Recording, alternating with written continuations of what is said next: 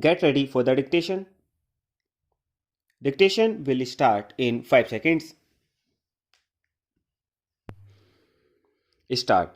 As you have already pointed out, under Article 323 of the Constitution, the Union Public Service Commission submits annual reports, and these reports are laid before both the Houses of Parliament along with any memorandum.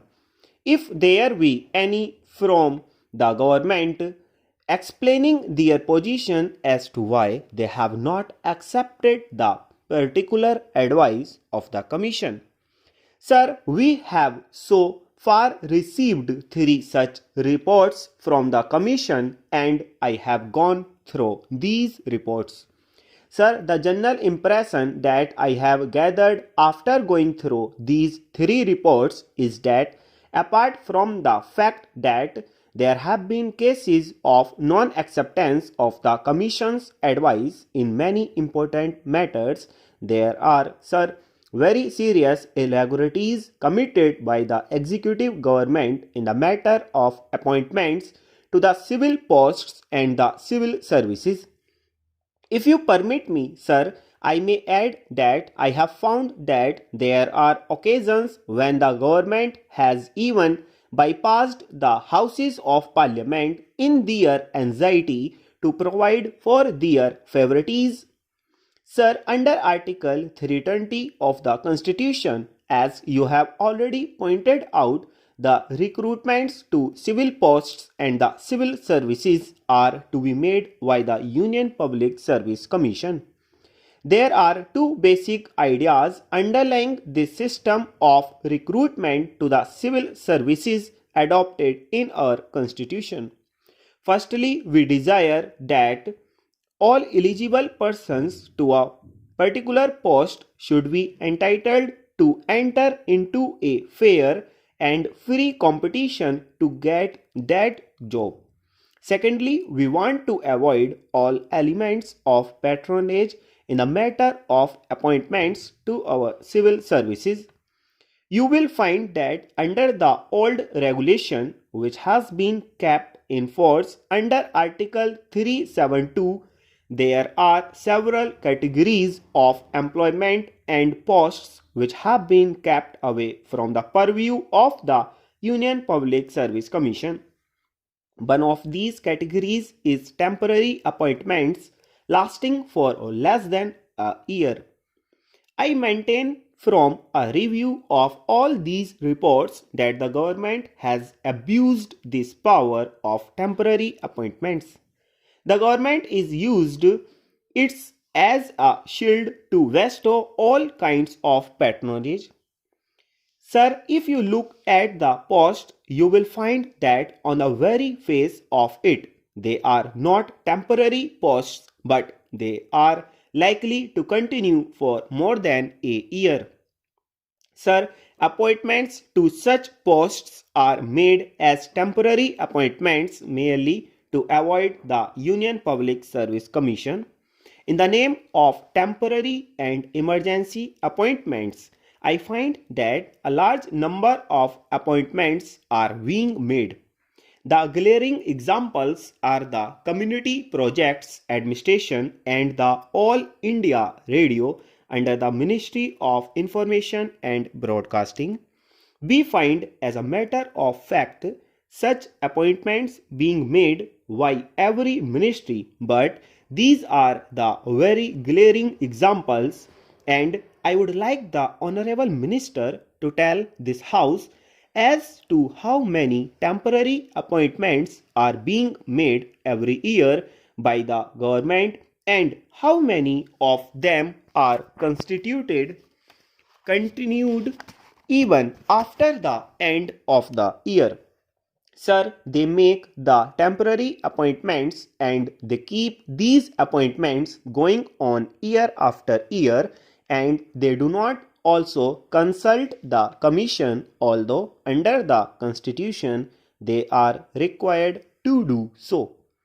Apart from bringing in an element of patronage in the civil appointments, this procedure acts were unfairly to the other candidates who compete from the open market when these temporary posts are made permanent when the appointments are regularized by inviting applications by means of advertisements. What happens is this: we cannot prevent these temporary appointees from competing in such examinations, and these temporary appointees who have gained experience at the cost of the taxpayer compete with the candidates from the open market and do better because of the experience that they have gained. I know it from my personal knowledge that appointments in the temporary cadre is purposely made in order that a particular candidate may gain experience and do better at competitive examinations and have a better chance of getting a permanent government service. Otherwise, he could never have got such a post. Sir, not only this, but the Commission have also referred to the fact that advertisements are drafted by in such a way that it may suit a particular person.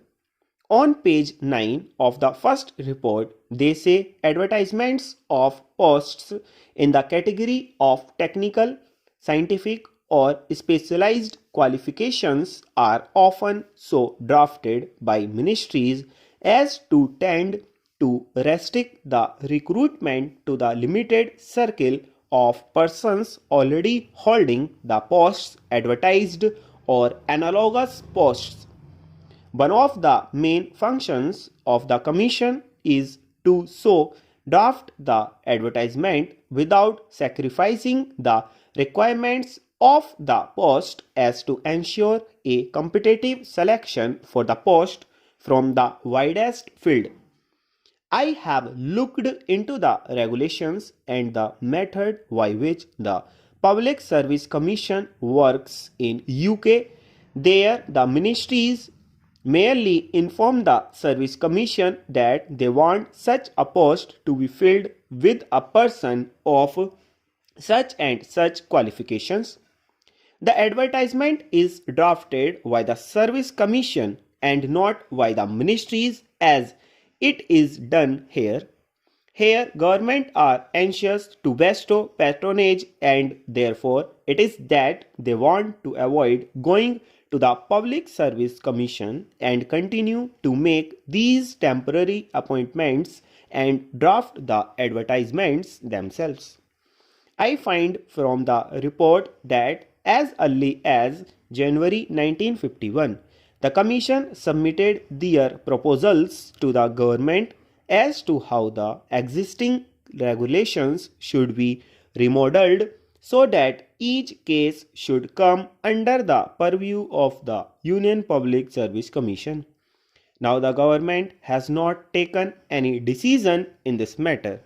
These proposals ought to have been placed before both houses of parliament as required under the constitution, or that the houses will be fully seized of the problems which are facing appointments and would give their directions as to how appointments in the civil services should be made stop.